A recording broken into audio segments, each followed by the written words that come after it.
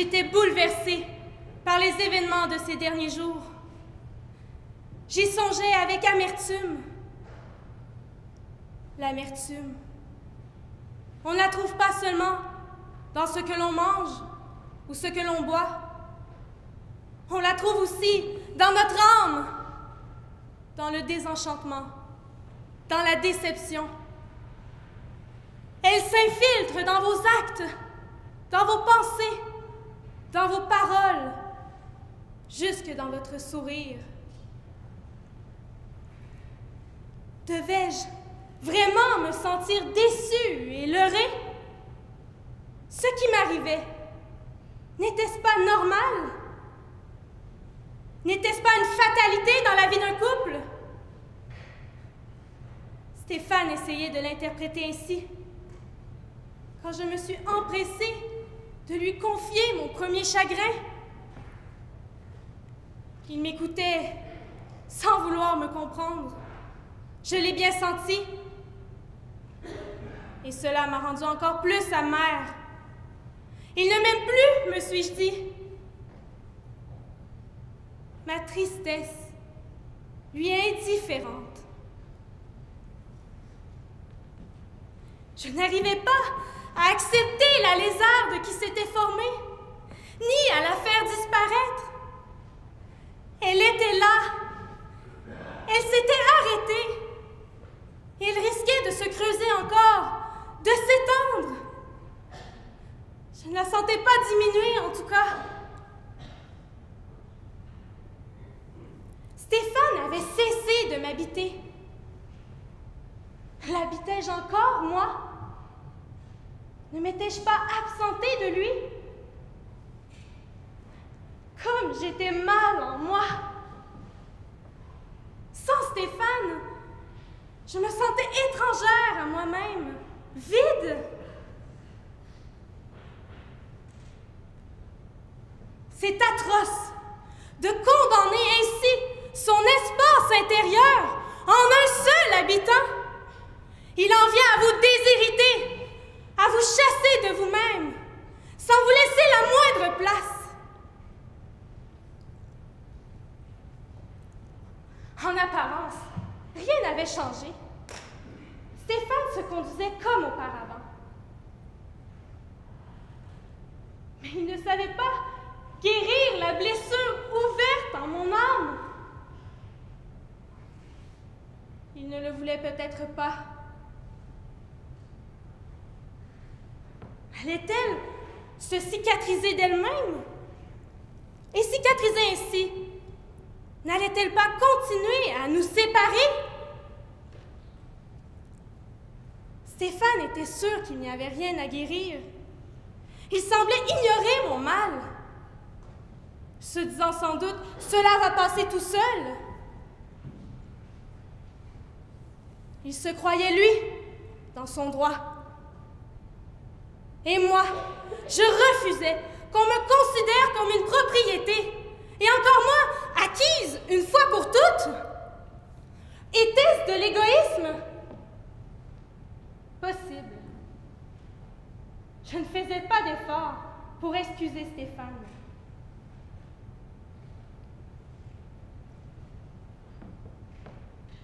L'amour doit-il être un compromis?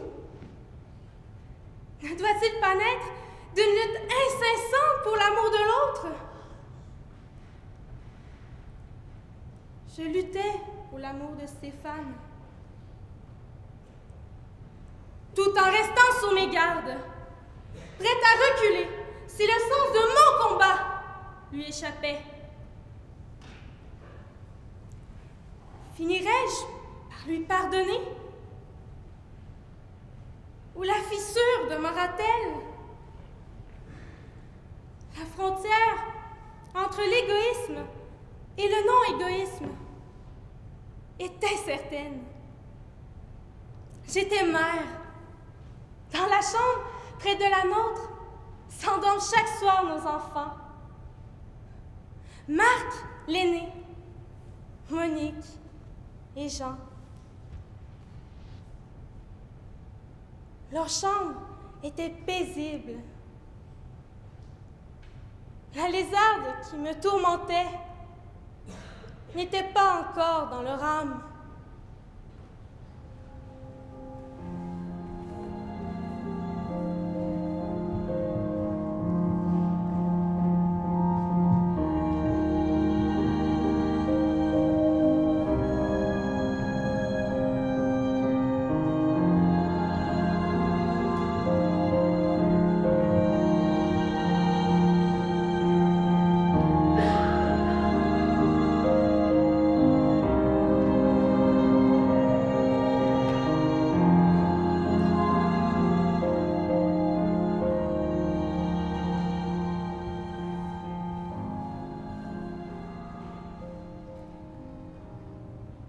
J'ai rencontré cette femme pour la seconde fois, ici, devant la boutique. Les volets étaient déjà clos, la porte cadenassée. À 17 heures, le vieux orfèvre finit son travail et s'en va chez lui.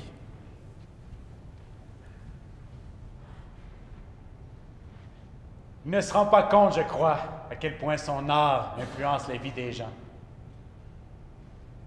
Un jour, j'ai eu l'occasion de bavarder avec lui à ce sujet, alors qu'il prenait l'air sur le seuil de sa boutique grande ouverte, en regardant les passants. Le soleil brillait, et la luminosité de la rue était si forte qu'elle faisait cligner les paupières. Les gens, pour s'en protéger, portaient des lunettes noires. Dans les verres de ces lunettes se noyaient, comme dans un puits, l'expression et la couleur de leurs yeux. Ils voyaient tout, cependant, dans une teinte particulière, il est vrai, mais sans être aveuglés par la trop forte lumière.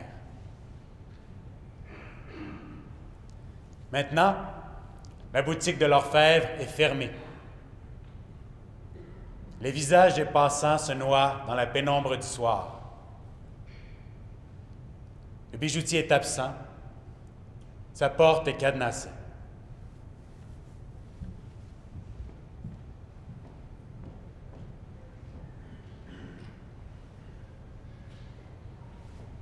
Je passais souvent par là pour me rendre à mon travail en prenant le raccourci.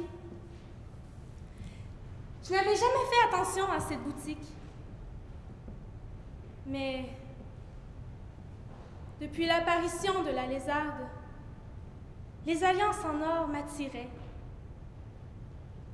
Symbole de l'amour humain et de la fidélité conjugale, elles me touchaient beaucoup autrefois. Quand notre amour était indéniable, quand les harpes du monde semblaient jouer l'accord de nos cœurs.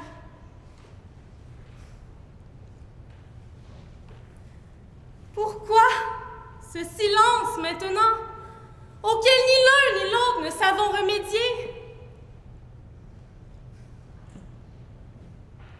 Stéphane est responsable, il me semble.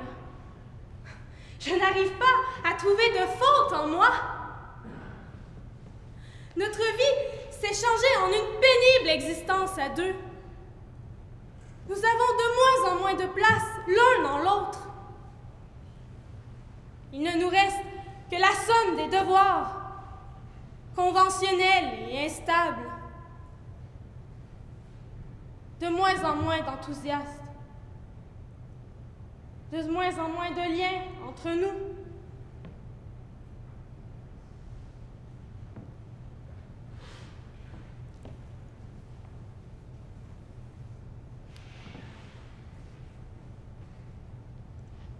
Je me suis mise à penser aux alliances que nous portions toujours, Stéphane et moi.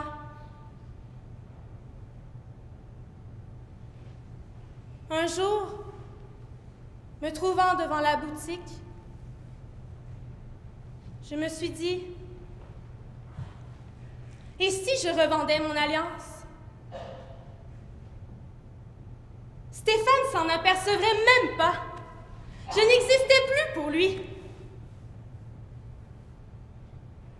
Me trompait-il? Je n'en savais rien, et je ne voulais pas le savoir. Jouait-il aux cartes après le bureau? Il rentrait tard, en tout cas. Sans la moindre parole, ou alors insignifiante. Et le plus souvent, je ne répondais pas.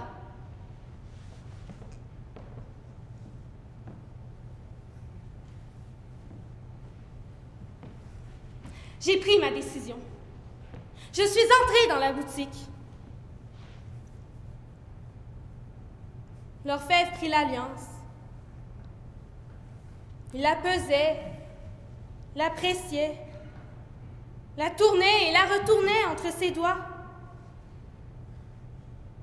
Il me regarda dans les yeux, puis lut, inscrite à l'intérieur, la date de notre mariage.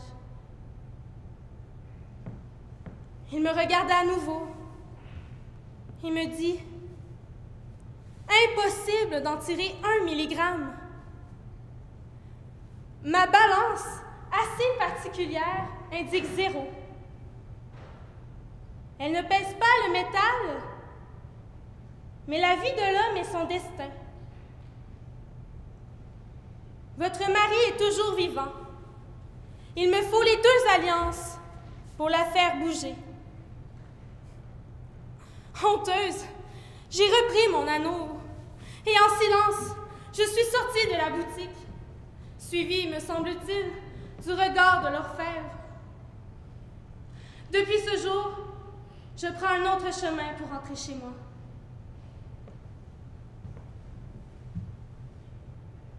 Seulement aujourd'hui, mais la boutique semble fermée.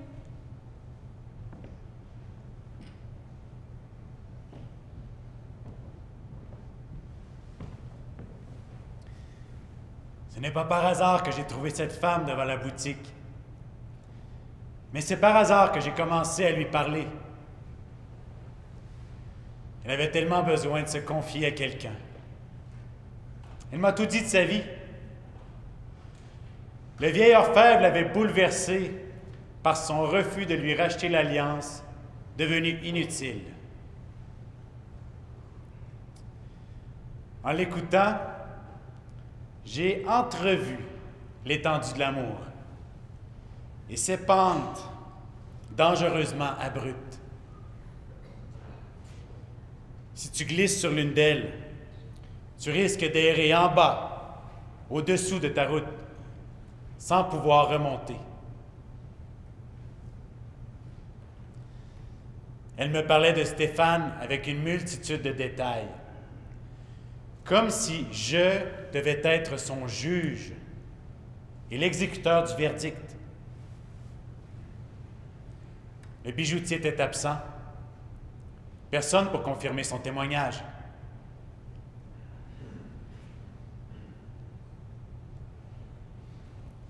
Je m'étonnais de me confier ici à un inconnu.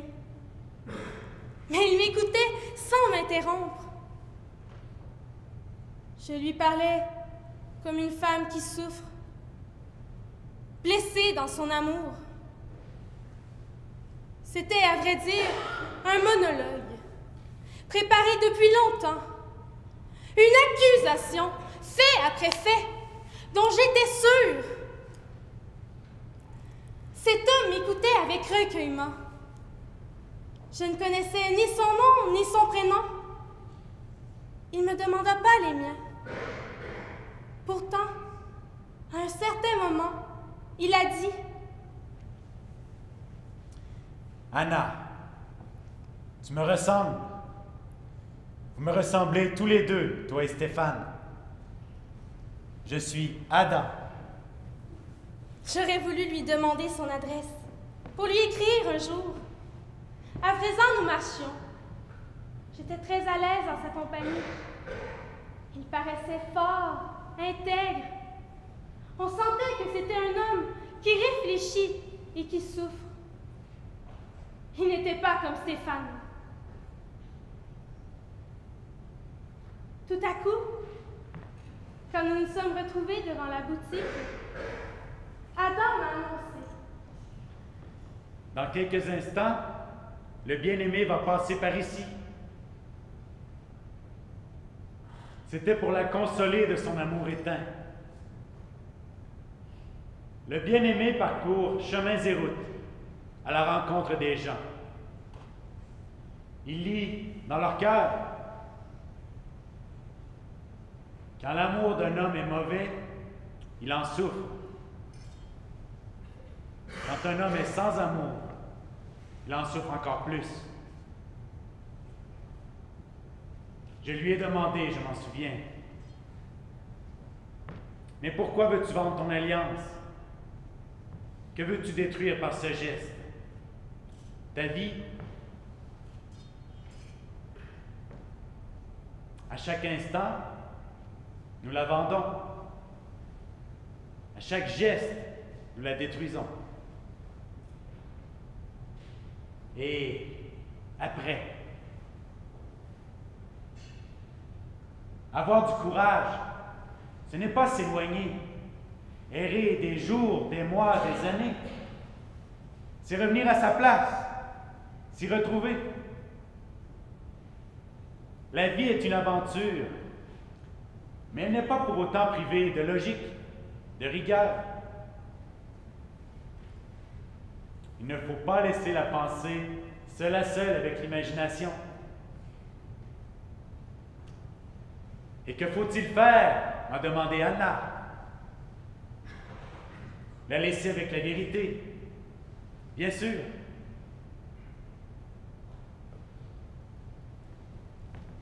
La vérité? N'est-ce pas ce que l'on ressent le plus intensément? Notre conversation a pris une tournure inattendue. Il était impossible de prévoir où allait nous mener ma sensibilité et son intelligence.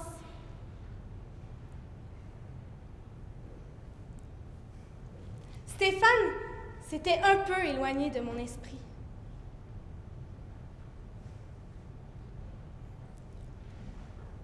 Mais je ne pouvais toujours pas lui pardonner d'avoir avélé, maltraité mon reflet en lui, mon essence même.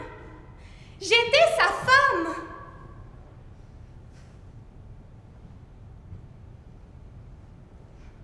J'étais une femme à la fois subtile et passionnée.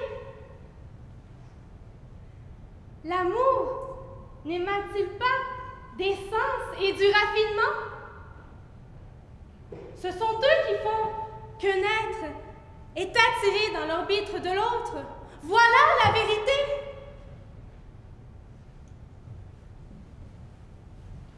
Adam n'était pas d'accord avec moi.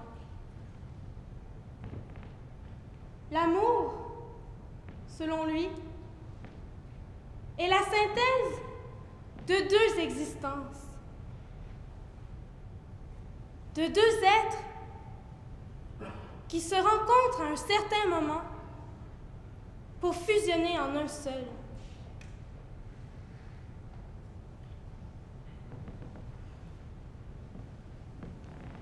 Adam m'a dit encore: par cette rue passera le bien-aimé.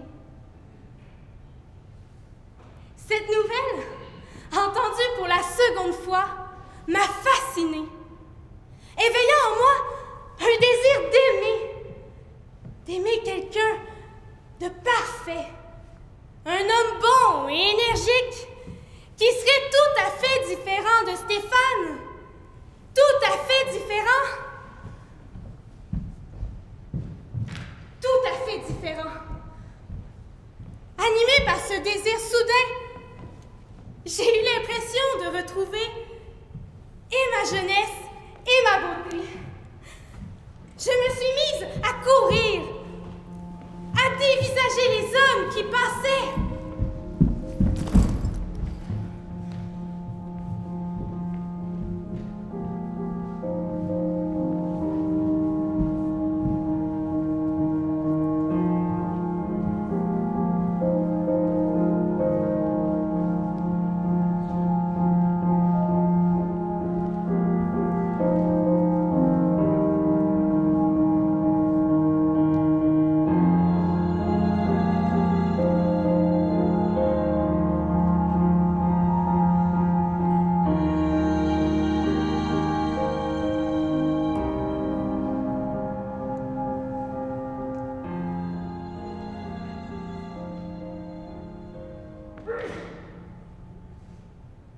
premier d'entre eux, que j'ai frôlé, n'a même pas jeté un regard sur moi.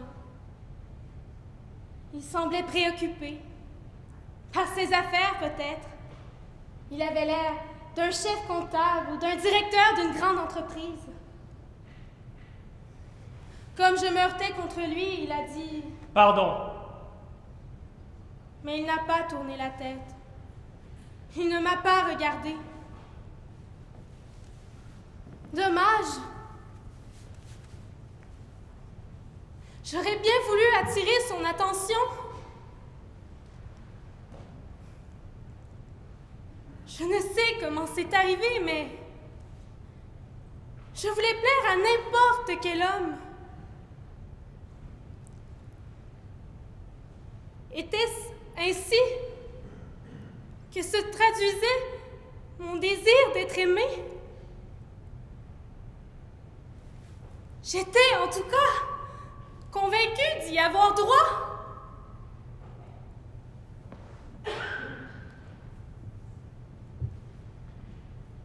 Cela me porte à réfléchir sur l'amour humain.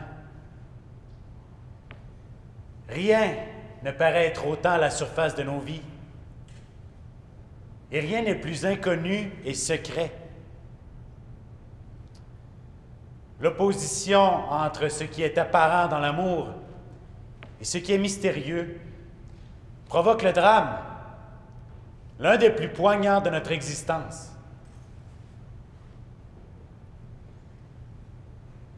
La surface de l'amour recèle d'un courant vif, versatile, chatoyant,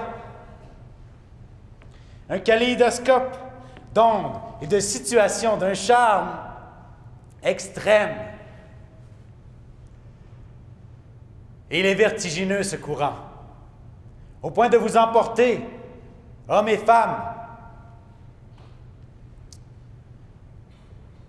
Et une fois emporté, vous croyez avoir percé le mystère de l'amour, alors que vous ne l'avez même pas effleuré. Heureux, durant un temps, vous croyez avoir atteint le sommet de l'existence, lui avoir arraché tous les secrets, de sorte qu'il ne reste plus rien. Oui, il ne reste rien passé cet emportement. Il ne reste rien.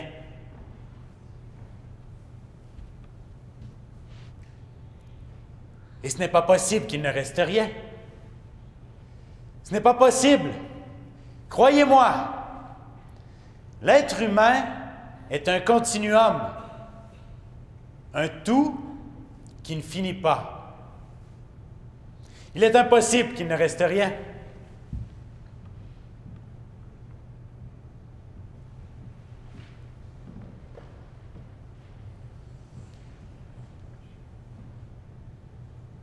Le second pensant réagit tout autrement.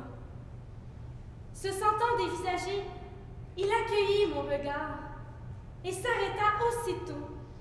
Il me semble vous avoir déjà rencontré. J'étais prête à prendre son bras, à me presser contre lui. La soirée était chaude, pleine de lumière jouant dans les feuilles d'automne. Une rouille plutôt devinée que visible dans la pénombre. Et j'avais tellement besoin d'une présence masculine, tellement envie d'une promenade sous les marronniers d'octobre. Il me dit encore: Entrons dans cette boîte. Écouter de la musique nous fera bien. Et après,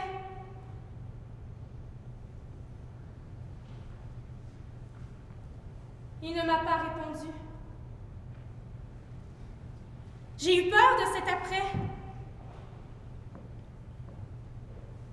Il avait sans doute une femme, me suis-je dit. Il ne m'en parle pas maintenant, mais... Quelque chose m'a interdit de me presser contre lui. D'ailleurs, il n'a même pas insisté.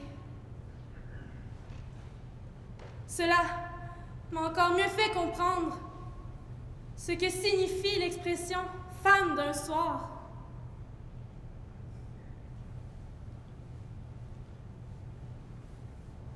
Je ne sais combien de temps j'ai marché, ni dans quelle direction. Il me semble avoir emprunté les allées qui contournent la vieille ville et m'être dirigé vers une église que je connais. Sur sa façade, dans les niches, se trouvent des statues de saints et à l'entrée, près du crucifix, une lampe allumée. Je crois l'avoir vue ce soir-là. J'ai le souvenir très net de sa lumière tamisée dans le verre multicolore. Je marche, toujours obsédée par la même pensée, rencontrer quelqu'un. Un homme est passé à ma droite, si vite et si près que sa serviette s'est accrochée dans une baleine de mon parapluie. Un autre m'a salué en soulevant son chapeau, m'a regardé attentivement, puis vite s'est recouvert en murmurant quelque chose dans le genre. Non, je n'ai pas le plaisir.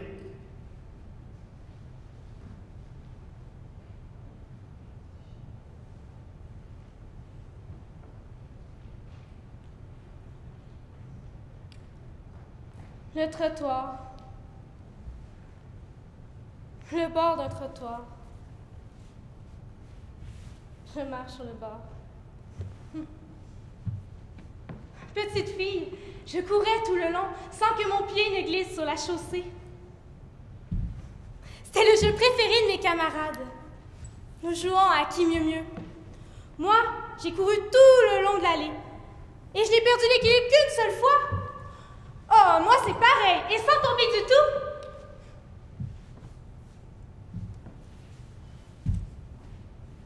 Me voilà à nouveau sur le bord d'un trottoir. Je ne cours pas, je marche. Mes yeux restent secs. Pourtant, ils brillent, ils brillent.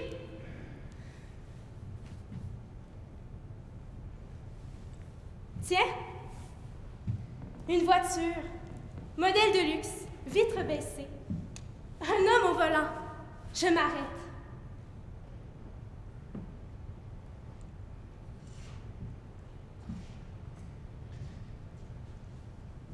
L'amour n'est pas une passade. Il a le goût de tout l'être humain. Son poids propre et le poids de son destin. Il ne peut pas être un moment. L'éternité passe par lui. Il est à la dimension de Dieu, car Dieu seul est éternité. Homme,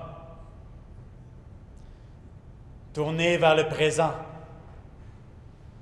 tu voudrais oublier, tout oublier. Rompre avec l'éternité, exister un moment, un instant, maintenant. Prendre tout, l'espace d'un moment, et tout reperdre aussitôt. Et maudit soit le moment suivant. Maudit soit les moments futurs, où tu chercheras le chemin du moment passé, afin de le vivre à nouveau, et par là même avoir tout.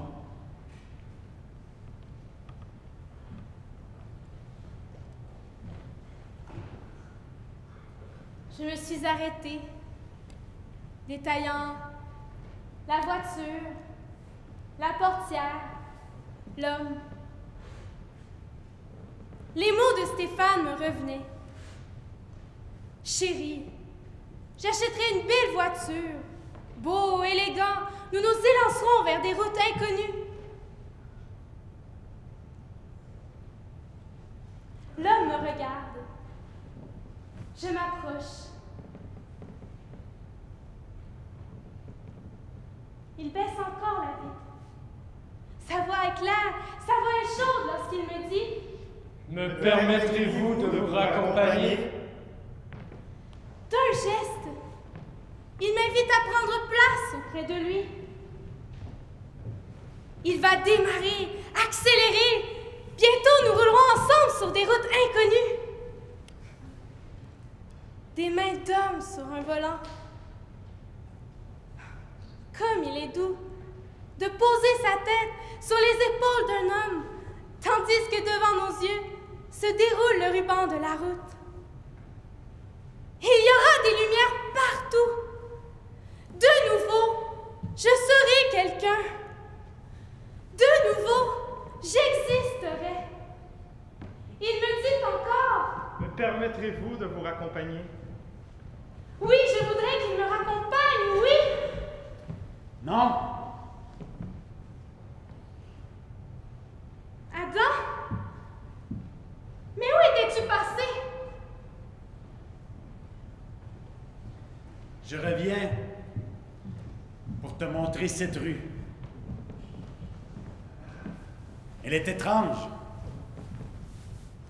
Ses boutiques, ses maisons, ses néons, son architecture, ce n'est rien. Mais regarde un peu les gens qui la fréquentent. Tu vois ces jeunes filles de l'autre côté du trottoir qui parlent, qui rient.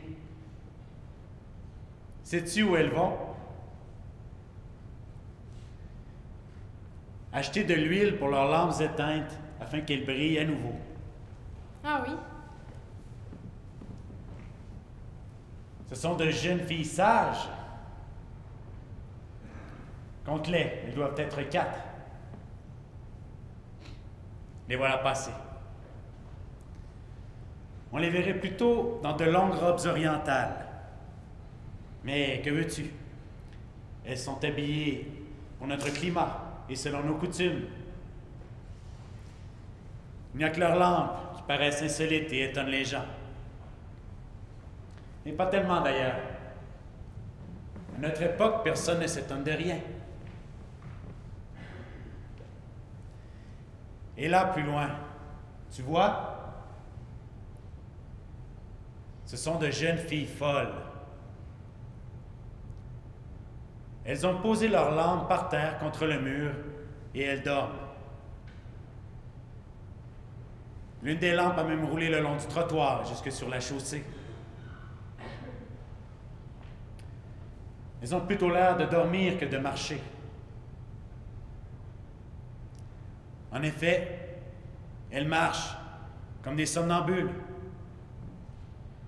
Il y a en elles un espace endormi.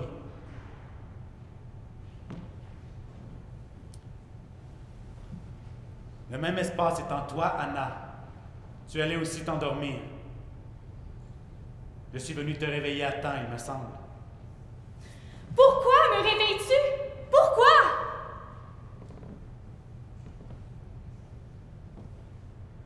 Pour que tu rencontres l'époux. Il va passer par cette rue. Les jeunes filles sages se préparent à l'accueillir avec de la lumière. Les jeunes filles folles ont perdu leur lampe et dorment. Plus question qu'elles retrouvent leur lampe à temps, les remplissent d'huile et les rallument, même si elles se réveillaient. Oui, leurs lampes ont roulé dans la rue et on manque d'entrain en sortant du sommeil. Mais le bien-aimé doit être jeune. Il n'attend pas. Ah, si, il attend. Il ne fait qu'attendre dans sa vie. Mais il attend... Comment t'expliquer? Au-delà de tous ces amours qui remplissent notre vie.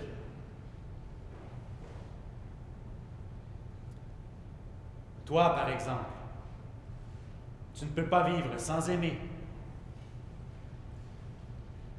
Je t'ai vu tout agité dans la rue, à la recherche de quelqu'un qui veut bien s'intéresser à toi, te prendre par la main, t'accueillir.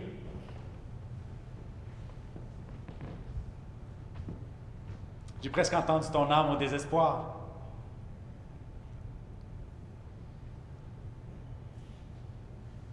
Comment te prouver qu'au-delà de tous ces amours qui remplissent notre vie, il y a l'amour? L'époux passe par cette rue et par toutes les rues. Comment te prouver que tu es la bien-aimée?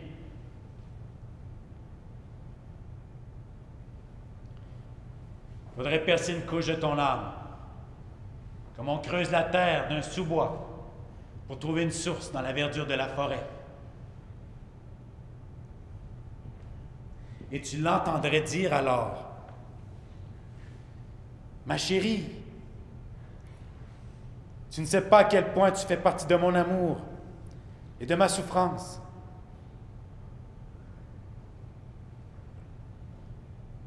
Aimer, c'est donner la vie au-delà de la mort.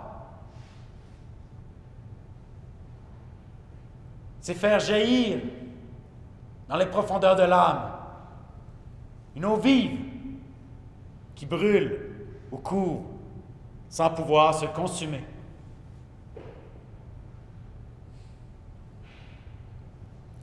La flamme, la source.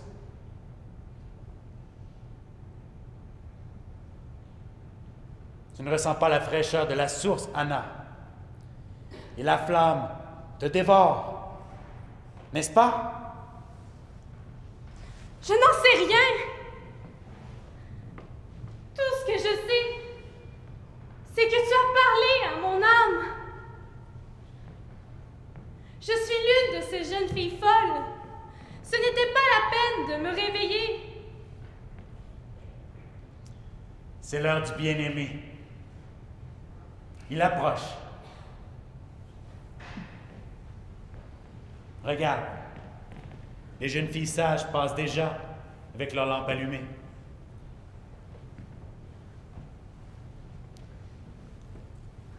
Leur visage n'a rien de recueilli.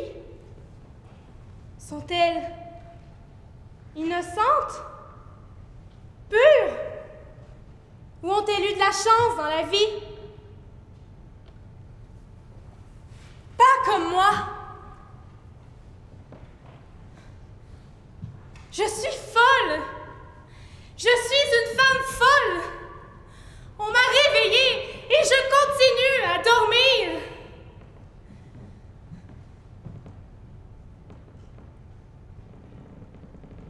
Un homme est arrivé. Machinalement, j'ai marché vers lui jusqu'à ce que j'aperçoive son visage. J'ai fait crier en le voyant. C'était le visage de Stéphane.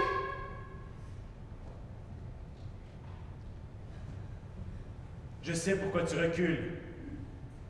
Tu ne peux supporter la vue de ce visage. J'ai vu le visage que je déteste et je devrais l'aimer. Pourquoi m'exposes-tu à une telle épreuve? Pourquoi?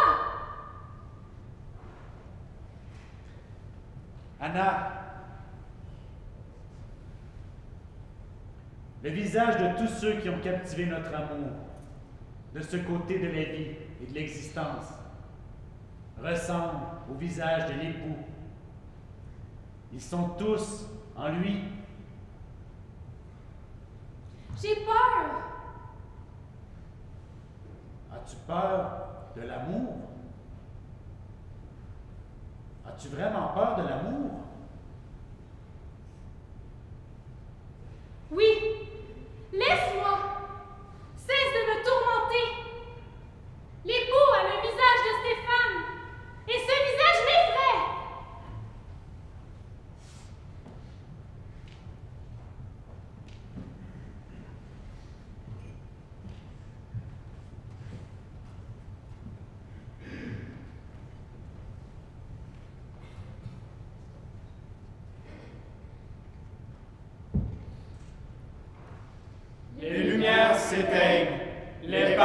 cesse.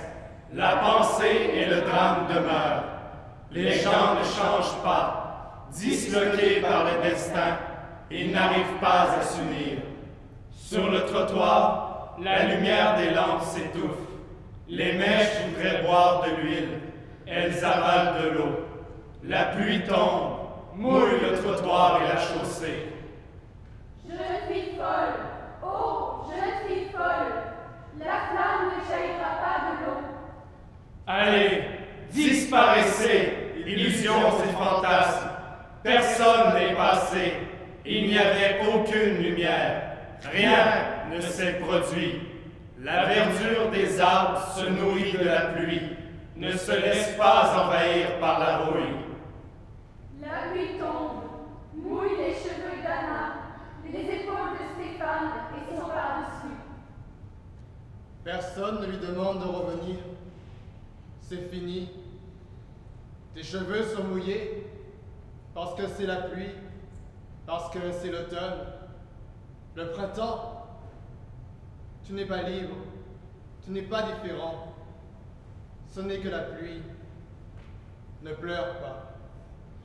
Les mèches boivent de l'huile, l'eau boit la flamme, le pavé refuse l'eau, il refuse. Il refuse. Ainsi, l'eau but la flamme, et les lampes se sont éteintes. 2 lampes, éteintes toutes 2. Elles ont refusé de se donner.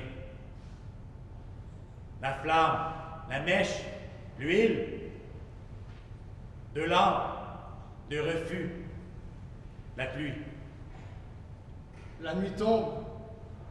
Il apporte la lumière. Elle brille. Il veut nous la donner. Devenir toi et moi. Lui, Et elle. Il est parti. Que fait-il maintenant?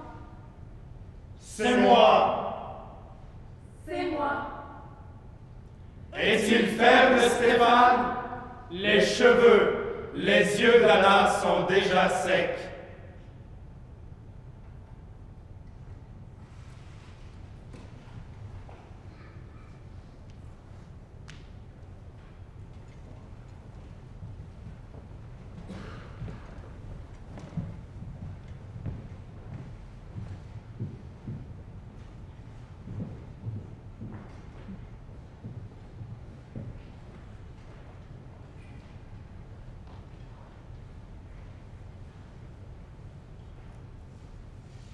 Quand mes rêves et pensées se sont évanouis, je me suis retrouvée au même endroit, devant la boutique fermée. Je me rappelais les yeux du vieil orfèvre qui me disait, qui m'ordonnait: tu ne dois jamais te retrouver en dessous de mon regard. Ma balance doit indiquer le poids de ta vie. Tu ne dois rien en perdre. Pourquoi l'époux avait-il le visage de Stéphane? Je suis